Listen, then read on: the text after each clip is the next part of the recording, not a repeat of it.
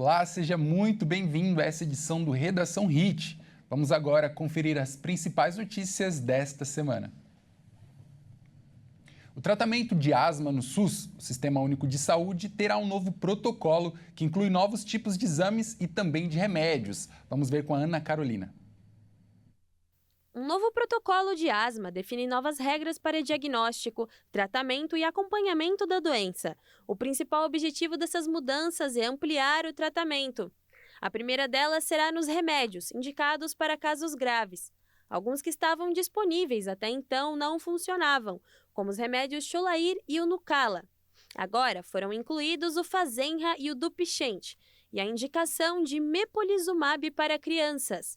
O novo protocolo também define que, em casos de asma mais leve ou moderada, o tratamento com corticoide inalatório isolado não é mais suficiente e os medicamentos disponíveis causam confusão no paciente, reforçando que a asma não deve ser tratada apenas com broncodilatador de alívio. Mas além de novos remédios, o diagnóstico também sofre alteração. A doença é confirmada pela espirometria, um exame simples em que o paciente respira por um tubo conectado a um aparelho e avalia como estão os pulmões, se eles estão funcionando. Mas agora o procedimento passa por alterações. Isso porque muitas pessoas que têm falta de ar, chiado, tosse ou aperto no peito, na verdade não têm asma. E um diagnóstico errado pode custar a saúde de alguém. Por isso, os profissionais da saúde deverão passar por um novo treinamento para que possam avaliar os pacientes com mais cautela e fornecer o diagnóstico correto. Apesar de o novo protocolo ter sido aprovado, os medicamentos ainda não estão disponíveis no SUS, mas a Comissão de Asma defende que a sociedade tenha previsão de data para isto, porque o controle da doença e a alteração do diagnóstico pode reduzir custos para famílias e para o SUS, oferecendo uma vida comum para pessoas que sofrem com a doença. E olha só, uma superbactéria, considerada uma das mais perigosas do mundo, foi encontrada na água em Porto Alegre. Veja só. Pesquisadores da Universidade Federal do Rio Grande do Sul identificaram a bactéria em 4 pontos de água de Porto Alegre, incluindo áreas do Guaíba e da zona sul da capital gaúcha. Em uma das amostras analisadas, essa bactéria apresentou resistência aos 14 antibióticos testados. A Acinetobacter baumannii é conhecida pela capacidade de sobreviver em ambientes hospitalares e pela dificuldade de tratamento quando provoca infecções graves. Em 2024, ela entrou para a lista da Organização Mundial da Saúde de bactérias mais perigosas do mundo. Agora, os pesquisadores investigam se existe alguma relação genética entre as bactérias encontradas na água e as cepas identificadas no surto registrado em abril deste ano na UTI neonatal do Hospital Fêmea, em Porto Alegre. Na época, um bebê prematuro morreu.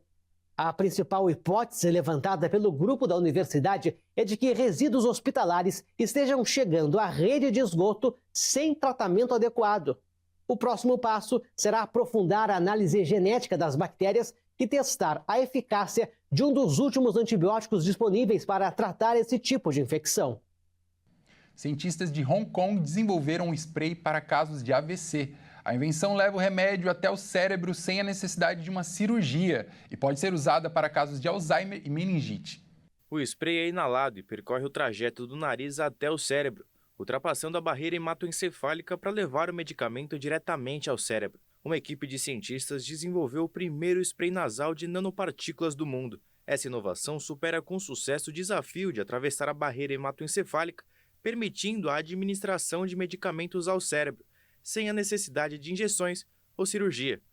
Quando usado prontamente no início de um AVC, o spray nasal proporciona tratamento emergencial pré-hospitalar, ajudando a economizar tempo, protegendo as células cerebrais e reduzindo complicações. Os cientistas fazem parte do Departamento de Farmacologia e Farmácia da Faculdade de Medicina Li Ka-shing, da Universidade de Hong Kong, em colaboração com o Centro de Instrumentação Biomédica Avançada, a ENOC.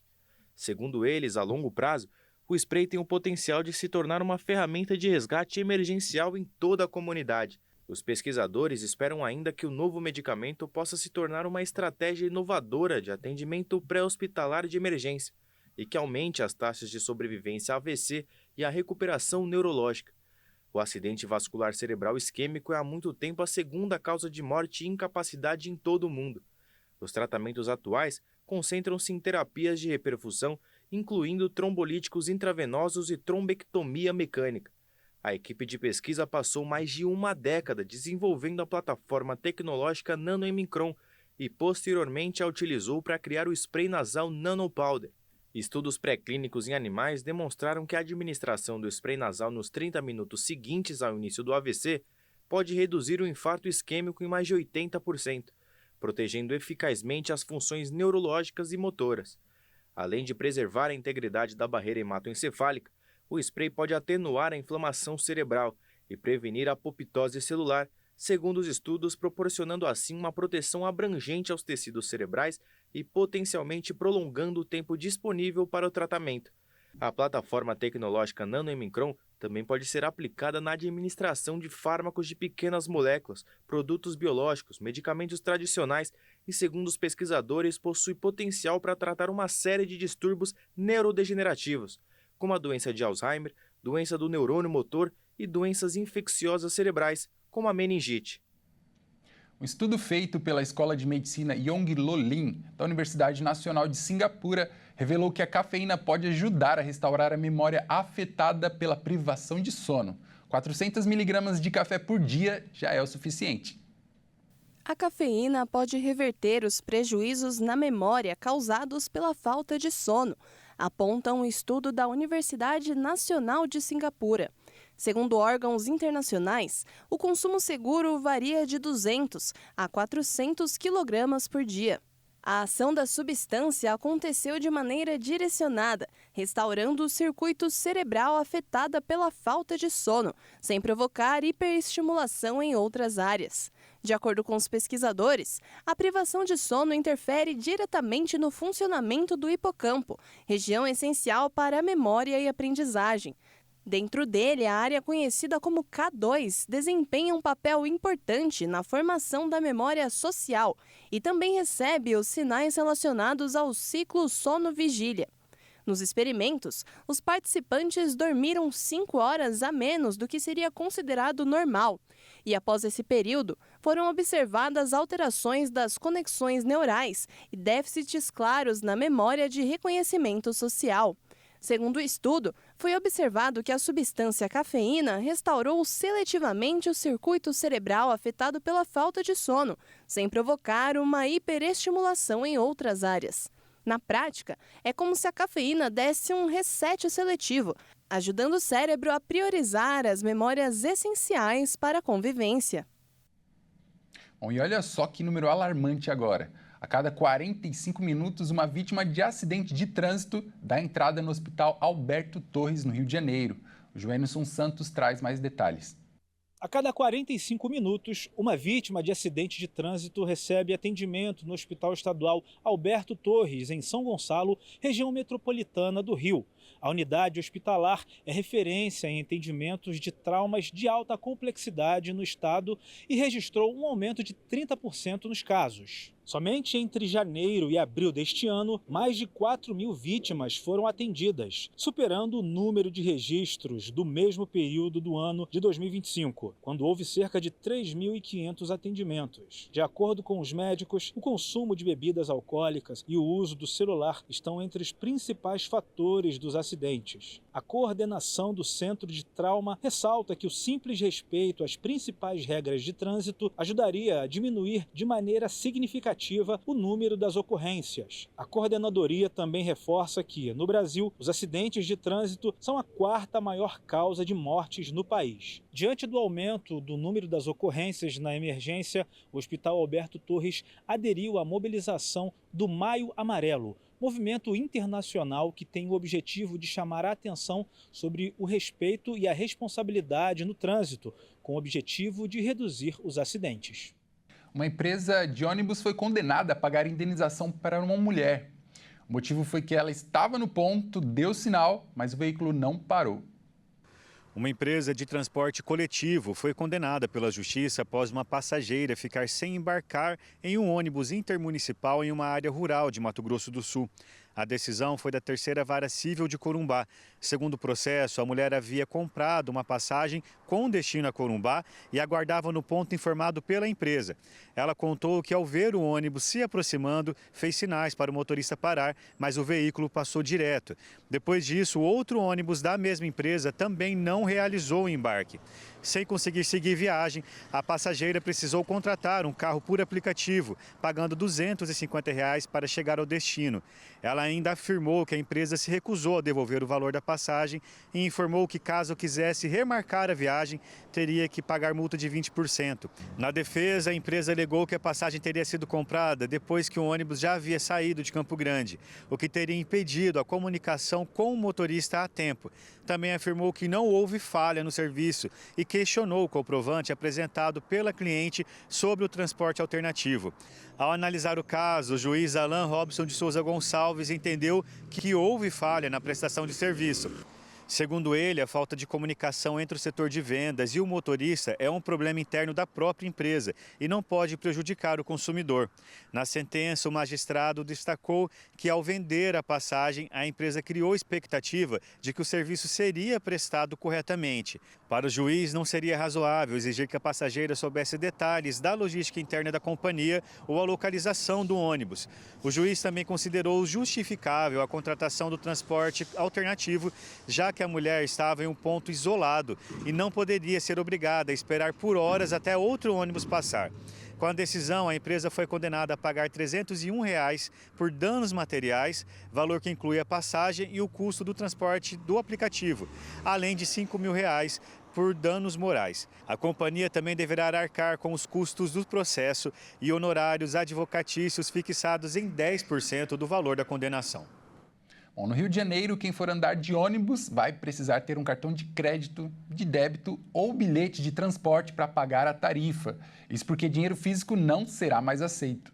Os ônibus municipais do Rio de Janeiro deixarão de aceitar pagamentos em dinheiro a partir do dia 30 de maio.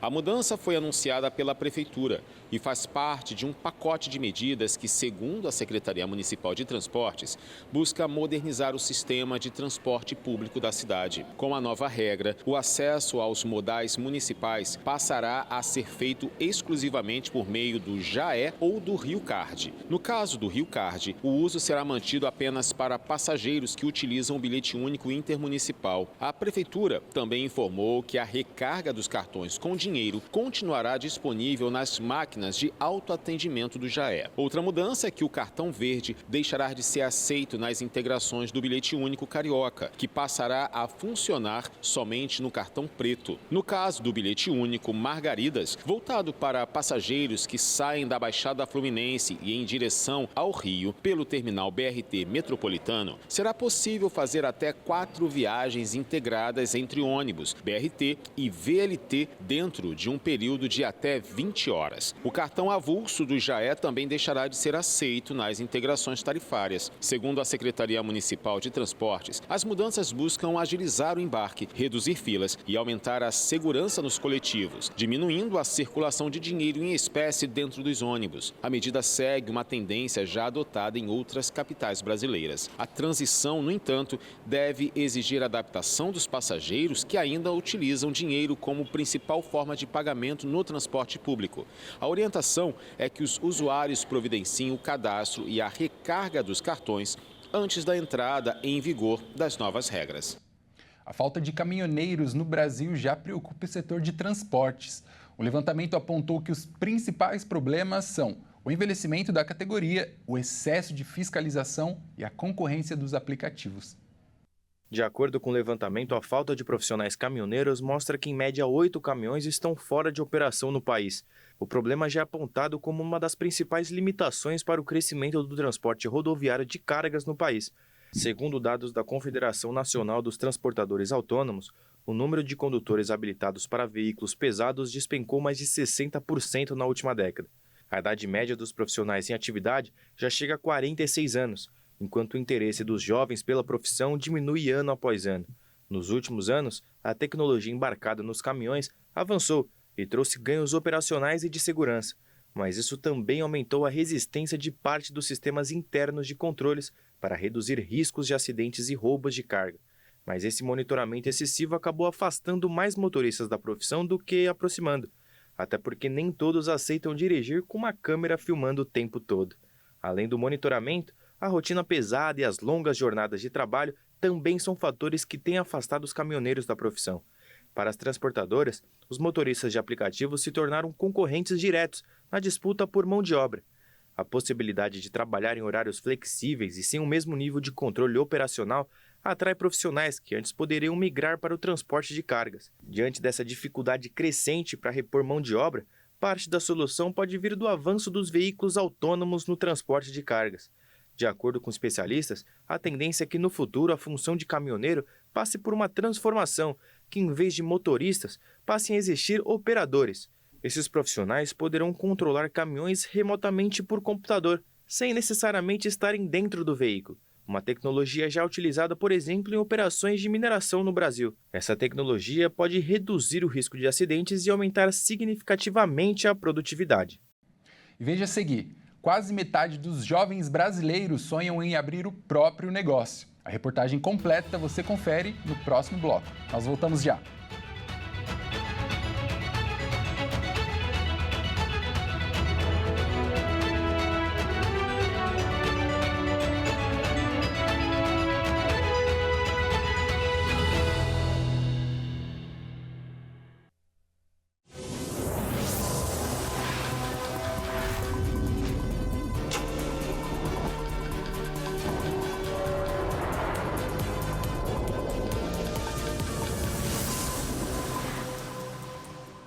O número de pessoas que querem tirar a primeira habilitação no Brasil aumentou 4 vezes mais após a mudança nas regras. Veja só.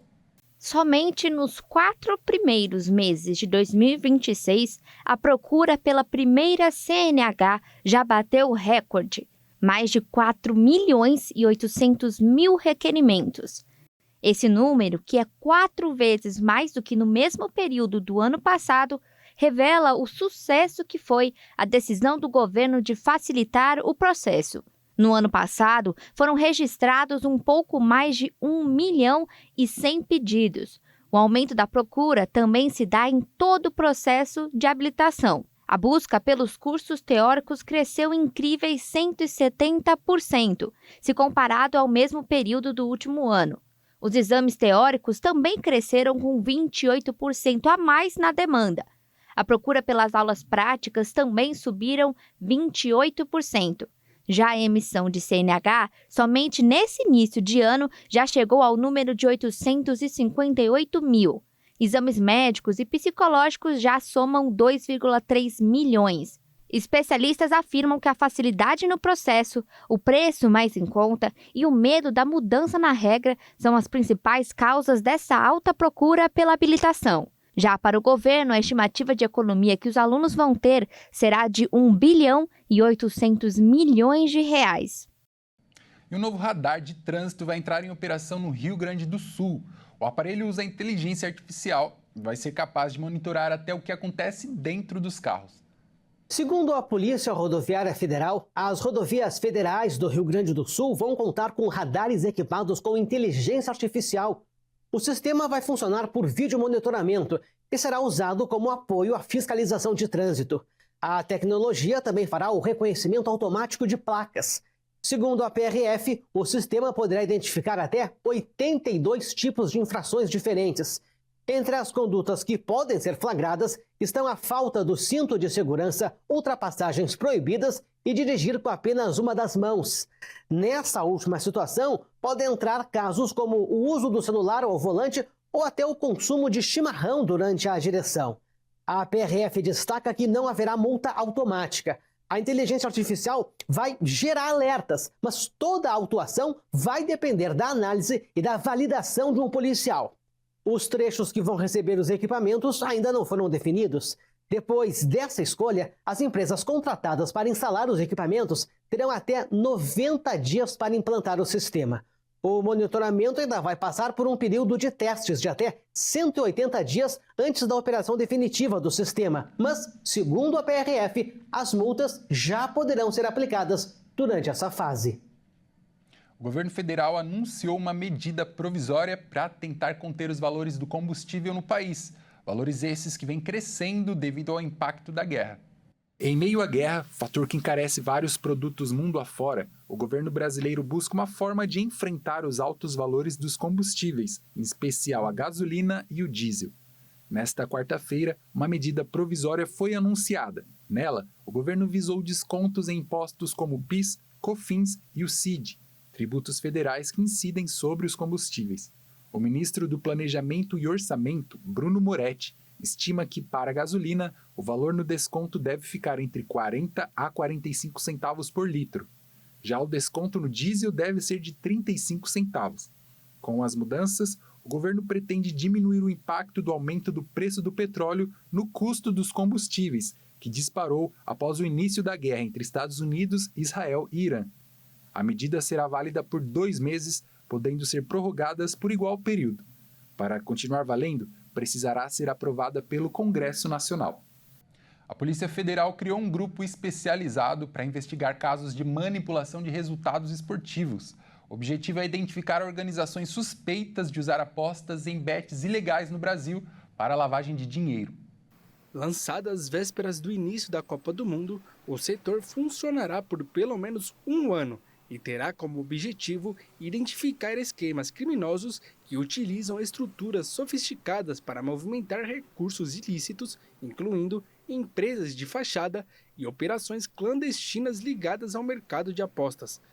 As investigações também buscam rastrear a atuação de agentes envolvidos na manipulação de resultados e na exploração irregular do sistema de apostas esportivas, que vem crescendo no país nos últimos anos. De acordo com a Polícia Federal, o objetivo é ampliar a capacidade de investigação e reforçar a integração com outras forças de segurança, permitindo uma atuação mais coordenada no combate a esse tipo de crime. A medida também prevê o aprofundamento de apurações sobre operadores e empresas suspeitas de irregularidades no setor, junto do rastreamento de fluxos financeiros ligados às práticas ilegais. Além das investigações criminais, o grupo também vai atuar para enfraquecer a estrutura financeira dessas organizações, com possibilidade de medidas como bloqueios de bens, apreensões de ativos e rastreamento de patrimônio de investigados. A criação da nova estrutura ocorre em meio ao aumento das preocupações com a integridade das competições esportivas e ao avanço das apostas esportivas no Brasil, que tem atraído maior atenção das autoridades e ampliado o debate sobre a regulação e fiscalização do setor. Além disso, o grupo também deverá atuar em conjunto com órgãos de controle financeiro e entidades esportivas para troca de informações e identificação mais rápida de padrões suspeitos em competições e plataformas de apostas. Elas utilizaram a análise de dados e inteligência financeira para monitorar movimentações atípicas no setor e identificar possíveis encadeamentos entre fraudes esportivas e crimes organizados. A Polícia Federal destaca ainda que a atuação do grupo busca aumentar a capacidade de prevenção com foco na redução de riscos de manipulação de resultados em competições nacionais e internacionais. O governo federal anunciou o fim da chamada taxa das blusinhas. A medida põe fim à cobrança de 20% no imposto de importação sobre cobranças internacionais abaixo de $50. A revogação da chamada taxa das blusinhas elimina a cobrança de 20% em impostos de importação sobre compras internacionais abaixo de $50, ou seja, R$ 250, que havia sido instituída em agosto de 2024. Mas mantém o programa Remessa Conforme, que regularizou a compra desses produtos no exterior. O fim do imposto deve ter um impacto imediato nos preços. Na prática, a medida afeta diretamente as compras internacionais feitas em plataformas digitais. Anteriormente, uma compra de $50 passava a custar $60 com o imposto da taxa das blusinhas. Depois, com a cobrança de 17% de ICMS sobre esse valor, o total chegava a $72, ou seja, R$ 354. Sem o imposto de importação de 20%, uma compra de $50 agora terá apenas a cobrança do ICMS de 17% ou 20%, dependendo do estado. Como o imposto estadual é calculado por dentro do país, o total da compra será de $60, o equivalente a R$ 295. Ou seja, na prática, um mesmo produto pode cair de R$ 354 para R$ 295 com o fim do imposto. Especialistas avaliam que, embora o fim da taxa das blusinhas beneficie os consumidores, a medida tende a prejudicar empresas brasileiras. O imposto criado no ano passado funcionava como uma proteção para a indústria nacional, especialmente o setor de moda, ao dificultar a entrada de produtos importados mais baratos e estimular o consumo de itens produzidos no Brasil. É cada vez maior o número de brasileiros que gostariam de abrir o próprio negócio. Segundo uma pesquisa nacional coordenada pelo Sebrae, hoje quase 40% dos brasileiros entre 18 e 64 anos têm este sonho. A intenção é para ser aplaudida, mas os especialistas reforçam o alerta para tomar alguns cuidados antes de abrir as portas. Vamos ver.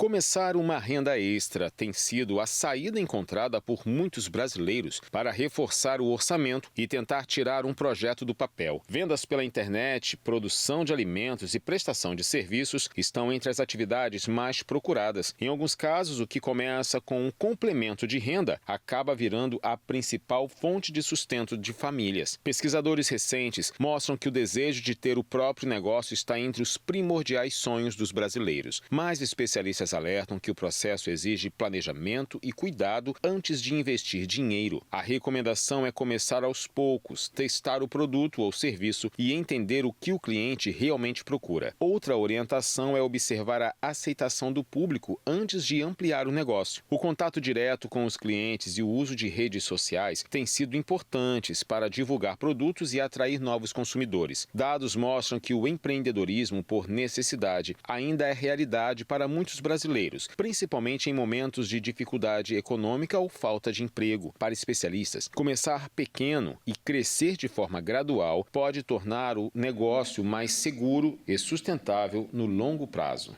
Os estudantes com atrasos no pagamento do Fundo de Financiamento Estudantil, o FIES, já podem aderir à nova etapa de renegociação das dívidas.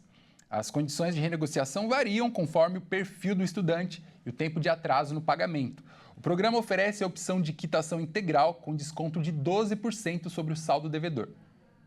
O FIES foi criado em 2001 a fim de conceder financiamento a estudantes de cursos de graduação em instituições de educação superior privadas.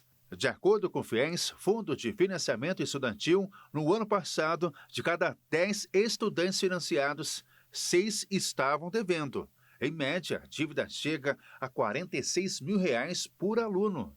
A nova proposta do Desenrola FIES tem como objetivo beneficiar mais de 1 milhão de estudantes com contratos firmados até 2017 e que estavam com as dívidas em fase de amortização até maio deste ano. As condições de renegociação do débito mudam de acordo com o perfil do estudante e o tempo de atraso no pagamento das parcelas. O programa vai beneficiar contratos com atraso entre 90 e 360 dias e poderá ter desconto de até 100% dos juros das multas.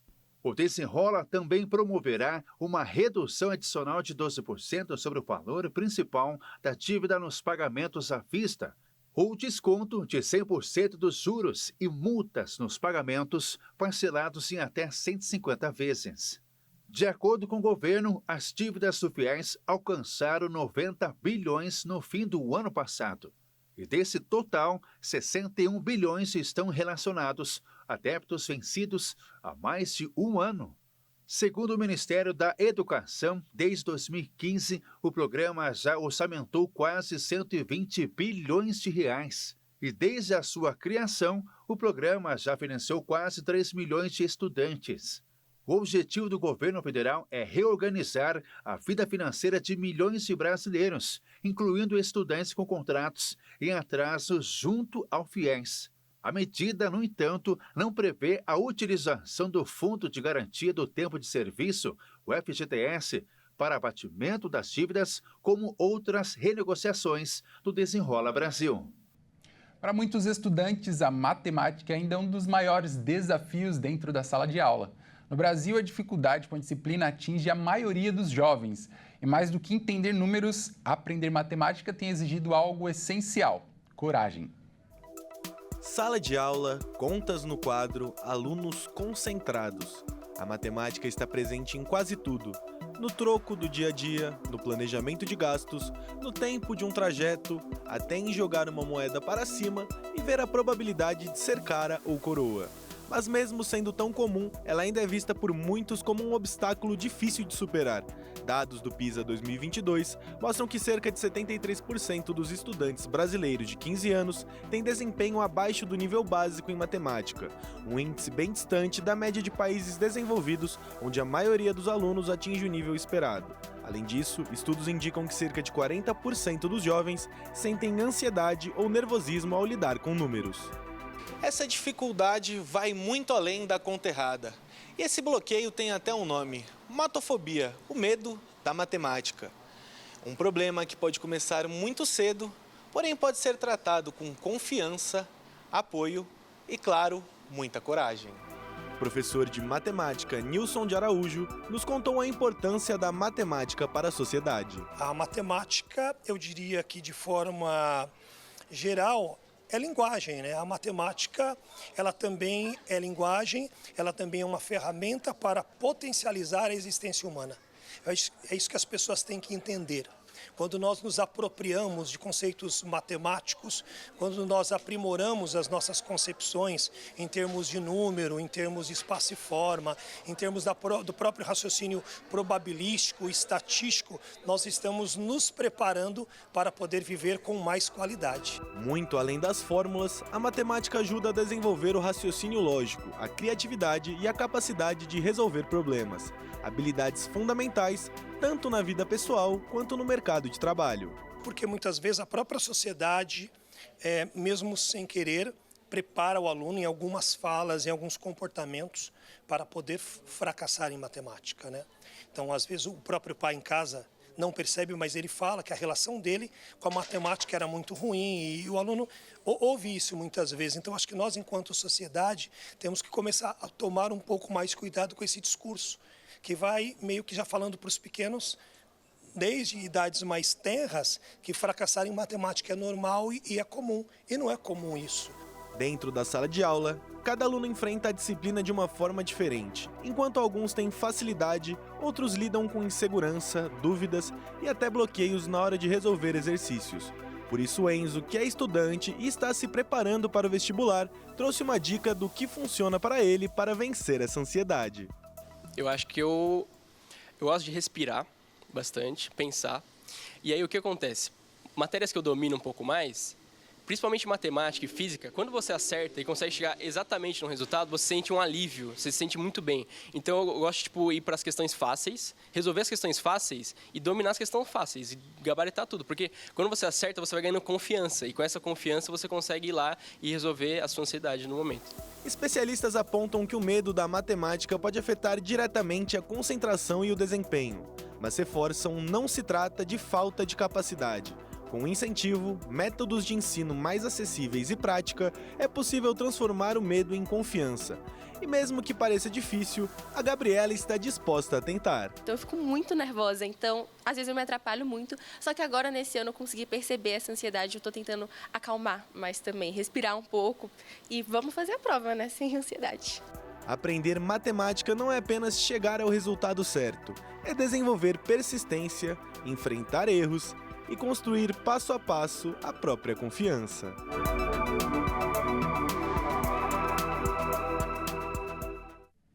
Bom, essa edição fica por aqui. Eu agradeço demais a sua companhia e desejo a você um ótimo domingo. Tchau, tchau.